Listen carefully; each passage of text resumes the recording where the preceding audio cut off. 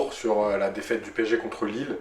Donc il y aura une première partie, la première mi-temps, là, et il y aura une seconde partie avec la deuxième mi-temps ensuite, donc deux vidéos différentes. Je vais insister sur, il y aura beaucoup plus de, il y aura des séquences plus courtes que d'habitude, mais parce que je vais insister sur les mauvais choix, notamment individuels, mais aussi des choses qui se passent entre un ou deux joueurs, des relations. Voilà pourquoi le PSG a fait un match, un mauvais match. Voilà. Vous rappelez comme d'habitude de liker, de commenter, et merci encore pour tous les commentaires, de vous abonner à la chaîne YouTube de Paris United. Voilà, on va démarrer tout de suite donc avec un PSG inoffensif parce que finalement en première période, à part l'occasion de Mbappé, il n'y a pas eu grand chose. Et on va voir pourquoi. Jeu dans la densité, là j'ai pris cette image parce que malheureusement à ce moment-là c'était l'image qui était, donc c'est Diallo qui a le ballon. Là on va voir que Diallo cherche Di Maria, qui est là d'ailleurs, on ne sait pas pourquoi. Il y a des joueurs, non plutôt Diallo trouve ici Gay. Ici il y a Di Maria. On voit la densité de joueurs lillois. Et on voit ici, ce que j'ai entouré en jaune, un espace qui est complètement libéré. Ce qui veut dire que Paris a fixé. C'est bien, c'est ce qui se passe.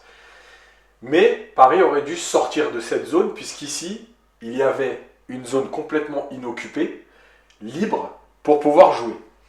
Ça, c'est des basiques du foot, à savoir fixer, renverser. Et en fait, il ne faut jamais oublier que ça paraît simple, ça paraît basique, mais Liverpool a gagné la Ligue des Champions avec comme principe fort, un de ses principes forts, c'était celui-là. On fixait côté droit souvent avec Alexander-Arnold qui renversait sur Robertson ou l'inverse. Mais c'était un principe de jeu qui était fondamental dans le jeu de Liverpool. Donc là à Paris, on trouve ici toujours la densité de joueurs lillois. Alors j'ai entouré cela, j'aurais pu entourer jusque là. On continue de progresser. On va trouver Mbappé. On voit ici Neymar. Là, Mbappé tout de suite sur cette première touche aurait pu trouver Neymar à l'intérieur du jeu. Résultat, on aurait éliminé tous ces Lillois-là. Et on serait retrouvé ici à 3 contre 2. Avec la qualité technique de Neymar. Mais bien sûr, comme on n'a fait que des mauvais choix dans ce match, eh ben Mbappé va décider d'aller fixer et faire la différence avec sa vitesse. Voilà. Il est à la lutte. Il y a un deuxième joueur ici. Et pour ceux qui se souviennent de cette action, le défenseur lillois va récupérer. Mbappé va finir sa course un peu après la ligne de but. Et les Lillois vont repartir. Voilà, mauvais choix de jeu. Le jeu à l'intérieur, il n'était pas gêné. Il aurait pu jouer une première intention. Mais non, il fallait faire la différence individuellement, avec la vitesse. Et bêtement en fait, parce que c'était pas le jeu. Di Maria, qualité technique. Ça fait plusieurs semaines que je dis que Di Maria a du mal, que Di Maria n'est pas bon. Alors on m'a reproché d'être trop dur, d'être parfois d'oublier ce qu'il avait fait. J'oublie rien du tout. Mais à un moment donné, quand un joueur est moins performant, il est moins performant. Et s'il y a un groupe de 25 joueurs, c'est qu'il y a une raison. Sinon, on prend 12 joueurs et on fait toujours jouer les 11 mêmes, quelle que soit leur performance. Di Maria n'est pas bon. On voit ici qu'il rentre bien à l'intérieur. Personne ne vient le gêner. Le Lillois est très loin. Neymar est complètement démarqué. Avec une bonne passe ici dans la course, on avait du 1 contre 1, étant donné qu'on a deux Parisiens ici qui sont à l'intérieur du jeu pour fixer la défense. Déchet technique. Voilà, le ballon va arriver ici. Neymar est obligé de reculer. La défense lilloise peut se remettre en place. Neymar va être obligé de reprendre le ballon, de se remettre dans la course. Perte de temps, encore une fois, déchet technique. Ça arrive, mais ça, on ne peut pas se tromper quand même de 15 mètres sur une passe à 25 mètres. Quoi. Quand on s'appelle Di Maria, c'est pas possible. Mauvaise utilisation du ballon. On a ici Marquinhos qui va jouer Kimpembe. J'ai entouré ici Paredes parce que c'est lui qui va avoir un rôle important. On va chercher Diallo. On voit le bloc lillois qui coulisse tranquillement, étant donné le peu d'intensité qu'il y a dans les passes parisiennes. Et en fait, j'ai mis un cercle jaune ici parce qu'à ce moment-là, voilà Paredes, où est Paredes, et il va venir se placer ici entre les deux défenseurs. Alors que s'il avait été là, en fait, on pouvait trouver ce jeu, encore une fois, à l'intérieur, pour, pourquoi pas, revenir après ici, ça c'est pas un problème, ou changer en passant par Gay, ou directement ici sur Kerrer, ou de là, directement, sur Di Maria. Malheureusement, Paredes a décidé de sortir complètement du milieu de terrain et de venir se placer ici. Donc 3 joueurs inutiles derrière le bloc lillois, surtout que les 2 attaquants lillois ne viennent même pas presser. On va revenir avec Paredes, ici entre les deux. On voit bien que les Lillois ont décidé de ne pas aller le chercher, parce qu'ils ne vont pas éclater leur bloc. Si les 2 Lillois sortaient ici, il y aurait ici un espace, il aurait fallu que les milieux suivent, il y aurait donc eu un espace dans le dos, beaucoup de possibilités en fait de jouer dans les interlignes. Là, ils ne vont pas le faire, c'était un choix, ça s'est passé régulièrement dans le match. Les 2 attaquants lillois ne sont pas sortis sur les défenseurs centraux. Ce qui veut dire qu'on perd un joueur ici, parce que Paredes aurait dû être plus haut. Ici, j'avais déjà parlé de cette passe qui paraît inutile au départ. Un appui, remise pour attirer les joueurs. Sauf que, évidemment, que c'est pas juste ça de dire appui, remise, on attire les joueurs. En fait, c'est appui, remise. Si ces 2 joueurs-là étaient dans le dos, pour qu'ils viennent serrer. Et à ce moment-là, on rejoue pour libérer les espaces. Donc en fait, ces 2 joueurs-là ne servent à rien. Et là, Gay aurait pu se retourner et aller chercher là. Se retourner, aller chercher là, sauf qu'il va remiser tout de suite en une touche. Ce qui veut dire que ces 2 milieux-là n'ont même pas le temps de sortir dans le temps de passe que Gay a déjà redonné à Paredes, vous allez voir. Ce qui fait qu'en fait, on ne crée rien. Ce sont des passes qui ne créent rien du tout. Là, dans le temps de passe, il aurait fallu contrôler, laisser les joueurs sortir et après, aller chercher ailleurs. On remise, le bloc lillois tranquillement, toujours en place, les 2 attaquants qui ne sortent pas, on les laisse, et puis on va se retrouver avec, ici, une situation, pareil, là, Keane fait un mauvais appel parce qu'il vient ici dans la profondeur, au lieu de venir à l'intérieur du jeu. À la limite, si Di Maria avait pris l'info et qu'il était rentré, mais Di Maria n'avait pas les jambes, ce qui fait qu'il va jouer couloir ici, tout droit sur Kerrer qui est venu demander. Évidemment, cette passe-là, elle est pratiquement interceptable 10 fois sur 10, parce que tout droit devant soi, comme ça, on est quand même en Ligue 1 au très haut niveau. Donc ça, c'est des passes qui sont tellement lisibles que le défenseur est venu se placer, il va intercepter, l'action est terminée. Celle-là, je l'ai nommée Mbappé tête baissée et vous allez comprendre pourquoi. Et c'est un rapport avec la séquence qui viendra après. Pareil, pari fixe. Gay a le ballon, il va trouver Mbappé. Encore une fois, Mbappé aurait pu remiser avec Gay, ici, qui s'est engagé après avoir donné le ballon et qui est passé devant son défenseur. Ce qui veut dire qu'il a pris la position préférentielle. Donc on aurait pu jouer avec lui. En donnant le ballon à Gay, on aurait obligé ce joueur-là à sortir et donc Di Maria à être libre dans tout cet espace libéré. Et on se serait retrouvé ici avec 2 défenseurs lillois contre 3 parisiens. Évidemment, puisqu'il fallait faire la différence individuellement pour montrer que dans un grand match, on répond présent, parce que c'est ça qui se passe aujourd'hui, c'est de montrer que je vais faire la différence tout seul, et ben on ne va pas donner le ballon, et on va courir le long de la ligne pour éliminer que par la vitesse. Et là, je vais entourer le ballon, il est là, sorti en touche, le défenseur lillois a taclé, le ballon est en touche, tout le monde se remet en place, Paris repart sur une touche, il ne s'est rien passé. Mais voilà le rapport, bah décidément, c'est après Mbappé, Neymar tête baissée. Mbappé a le ballon, il est enfermé par des joueurs lillois, il va ressortir. Le ballon est bien donné, Neymar le reçoit face au jeu. Et là on voit, dans l'alignement, j'ai fait un carré ici en jaune, enfin un rectangle. Ici tout droit, il y a un couloir de jeu. D'accord ? Si Neymar prend sa balle en mouvement, et décide d'accélérer là, il va se passer des choses. Parce qu'il va vers le but, parce que ce couloir-là n'est pas fermé. Donc, premièrement, il peut s'orienter et trouver, mais il peut aussi y aller balle au pied. S'il y va là, il va se passer des choses et libérer des joueurs ailleurs. Neymar va décider de commencer à y aller. Et là encore, au lieu d'aller jusqu'au bout de son idée, peut-être qu'il ne passerait pas, mais peut-être aussi qu'il peut obtenir une faute ici. Ben non. Il faut éliminer des joueurs en dribblant avec des dribbles spectaculaires plutôt qu'aller tout droit. Donc, que va faire Neymar ? Eh bien, il va décider ici, toujours, j'ai encadré, là ici le couloir, il est toujours ouvert. bah, il va décider de crocheter pour essayer de passer entre les deux joueurs ici. Résultat, perte de balle. Et en plus, derrière, il ne va même pas courir pour revenir la prendre. Perte de balle, action terminée. Voilà, on ne prend pas d'infos, on n'est pas intelligent, on fonce tête baissée, et en plus, on s'invente des dribbles, parce qu'on dribble dans la densité. Alors oui, s'il était passé, oui, tout le monde se serait levé, aurait dit « Ah, c'est extraordinaire !»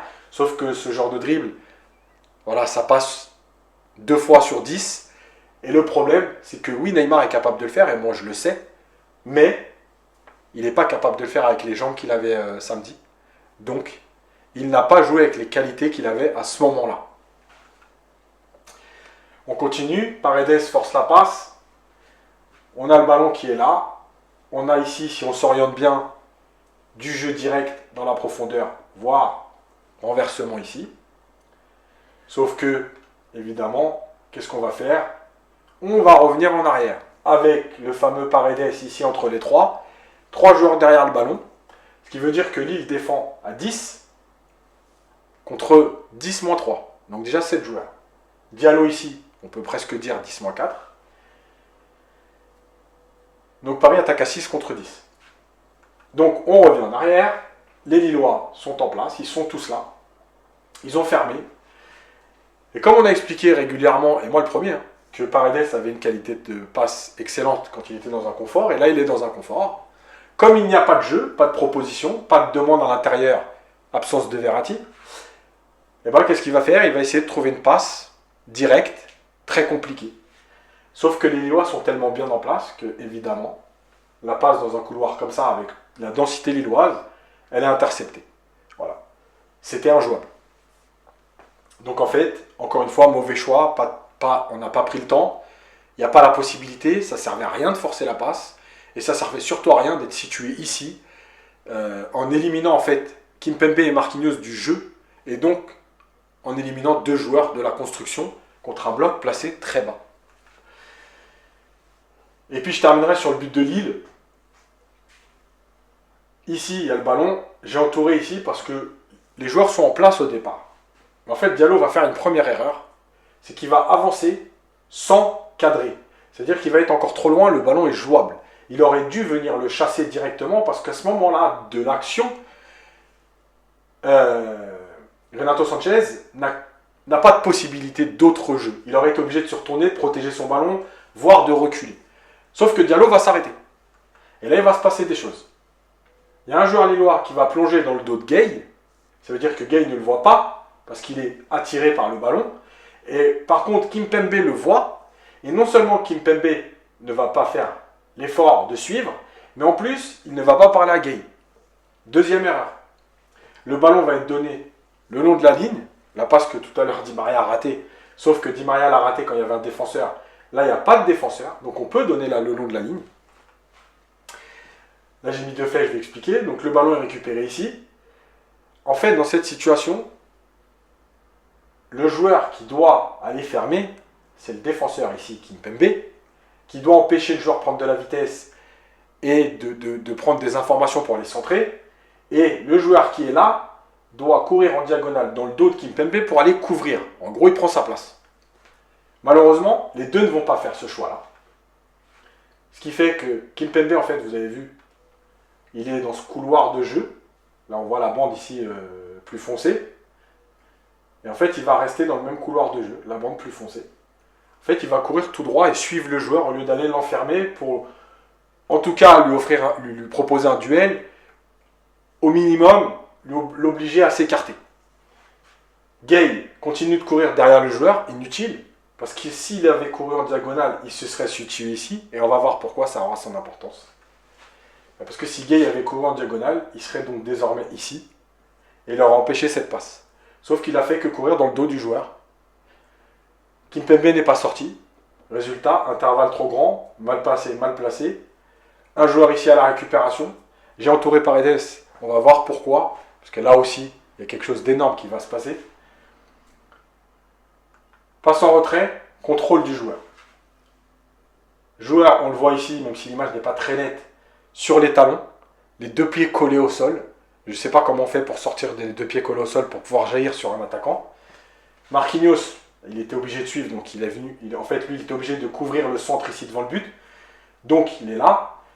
Kerrer s'arrête, les deux pieds au sol. Il ne sort pas. Le joueur a le temps de contrôler. On est dans la surface de réparation. Les deux joueurs là éliminés. Et là, on voit Paredes, qui était donc ici. Il est là. Et là, je ne sais pas ce qu'il fait. Il court dans le dos du joueur. Dire que là, on a un joueur quand même qui ne se dit pas. Il y a un joueur qui va frapper au but. Je dois aller ici. Faire le maximum. Peut-être qu'il ne serait pas arrivé à temps. Mais faire le maximum pour aller le gêner. Mais le joueur, il court dans son dos. Et vous allez voir où il est après. Il est là. Non, mais il protège quoi, là?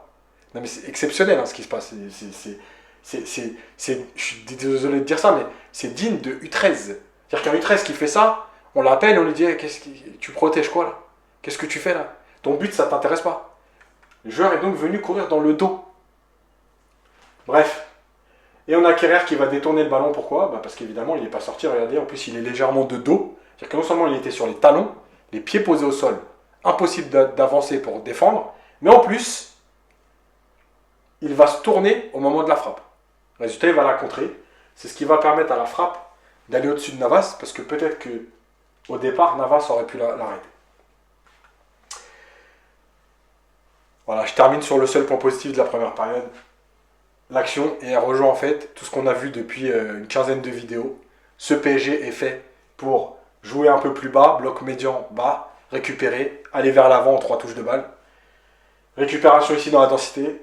Je donne à Di Maria. On a des joueurs libres ici. Je donne à Neymar. Mbappé continue sa course. Neymar fixe. Parce que Neymar, s'il ne fixe pas là, le défenseur a le temps d'y aller. Sauf qu'en fixant légèrement, il est obligé de sortir. Dans le temps de fixation, je décale Mbappé qui va frapper. Le ballon va être sorti par Maignan. C'est la seule action digne de ce nom dans la première période. C'est la seule action qui correspond à tout ce qu'on a dit depuis le début. Voilà, je ne sais pas si c'est un manque d'envie, si c'est de l'arrogance, si c'est de toute façon on est plus fort, si c'est le match de coupe avec le 3-0 qui a fait croire que... Mais en tout cas, on voit bien qu'il y a plein de joueurs qui n'étaient pas concernés, qui n'étaient pas dans les intentions de jeu en rapport, qui n'ont pas respecté le jeu. Il y a trop d'individualistes. Et on va voir dans la prochaine vidéo sur la seconde période que c'est encore pire. Dans le comportement de certains, c'est encore pire. Voilà. J'espère que cette vidéo vous aura plu. Comme d'habitude, vous rappelez de commenter, de liker, de vous abonner à la page YouTube de Paris United. Vous rappelez donc qu'il y aura une prochaine vidéo sur la deuxième mi-temps de PSG League. Qu'il y aura aussi une vidéo après sur le Bayern et la projection sur le match du Bayern. Donc un peu ce qu'a fait le Bayern contre Leipzig. Puis dans la même vidéo, la projection. Voilà, en espérant que d'ici mercredi, il y ait des infos qui vous aient plu, ça vous a apporté. Puis surtout que la prochaine vidéo après mercredi soit plus plaisante à faire pour moi et pour vous à regarder. Voilà, à bientôt.